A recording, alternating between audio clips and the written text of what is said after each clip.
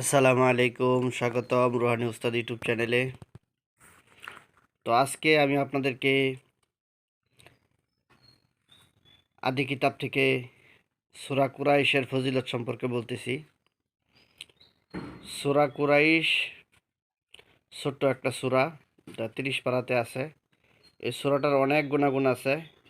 তো ওই গুণাগুণগুলো থেকে আজকে দু একটা গুণাগুণ এখানে আমি আপনাদেরকে দেখায় দিতেছি, এবং সূরা কুরাইশের যে নকশাটা আছে সেই নকশাটাও আমি আপনাদেরকে দেখায় দিব।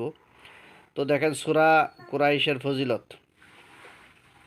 প্রথমে 101 বার দুরূদ শরীফ, তারপর বিসমিল্লাহ সহ 100 বার সূরা কুরাইশ, তারপর পুনরায় 101 বার দুরূদ শরীফ তেলাওয়াত করে উদ্দেশ্য ব্যক্ত করে আল্লাহ পাকের শাহী দরবারে মোনাজাত করলে প্রবল শত্রুর বিরুদ্ধেও জয়ী হওয়া যায়। আর এই সূরার নকশা মেশক জাফরান কালি দ্বারা লিখে সাথে ধারণ করলে যে কোনো শত্রু হতে নিরাপদে থাকা যায়। এই সূরা পাঠ করে খাদ্যদ্রব্যের উপর ফু দিয়ে আহার করলে সে খাদ্যে কোনো অসুখ থাকে না। তো এখানে এই সূরার একটা খুবই গুরুত্বপূর্ণ একটা বিশেষত্ব পেলাম, যে এই সূরা পাঠ করে খাদ্যদ্রব্যের উপর ফু দিয়ে আহার করলে, যে কোনো খাদ্যদ্রব্যের উপর আপনি যদি এই সূরাটা পড়ে আপনি 3 বার পড়তে পারেন, 3 বার পরে ফু দিয়ে আপনি খাবেন, সে খাদ্যের মধ্যে কোনো অসুখ থাকবে না।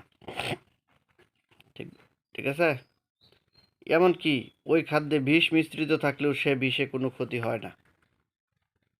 তো সূরা কুরাইশের নকশাটা আমি আপনাদেরকে দেখাই দিছি। দেখেন, এই হলো সূরা কুরাইশের নকশা। এই যে এভাবে লিখবেন।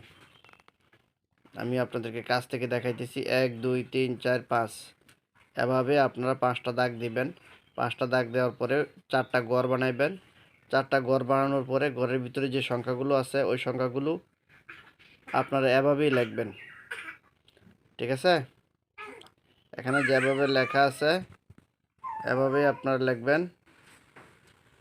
এভাবেই লিখবেন, সুন্দর করে লিখবেন, লিখে এটা আপনারা ব্যবহার করবেন।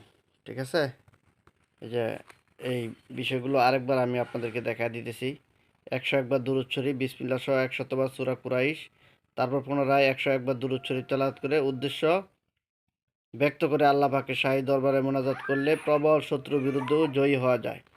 আর এই সূরার নকশা মেশক জাফরান কালি দ্বারা লিখে সাথে ধারণ করলে যে কোনো শত্রু হতে নিরাপদে থাকা যায়।